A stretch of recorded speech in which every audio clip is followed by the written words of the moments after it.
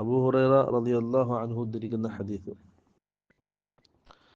സല്ലല്ലാഹു അലൈഹി വസല്ലം പറഞ്ഞു, നിങ്ങൾ നോമ്പുകാരനായിരിക്കെ ആരെങ്കിലും മറന്നുകൊണ്ട് കുടിക്കുകയോ തിന്നുകയോ ചെയ്താൽ ഫല്യുതിമ്മ സൗമഹു, അവൻ്റെ നോമ്പിനെ പൂർത്തീകരിക്കട്ടെ.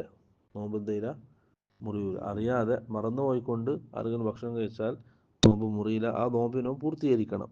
ഫഇന്നമ അത്അമഹു അല്ലാഹു വസഖാഹു, കാരണം അള്ളാഹുവാണ് അവനെ തിന്നിപ്പിച്ചതും കുടിപ്പിച്ചതും.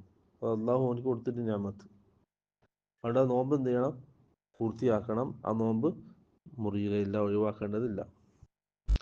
അടുത്തവൻ ലഖീത്ത് ബിൻ സബ്റ റളിയല്ലാഹു അൻഹു ഖാൽ ഖുൽതു യാ റസൂലല്ലാഹ് അഖ്ബിർനി അനിൽ വുദൂ.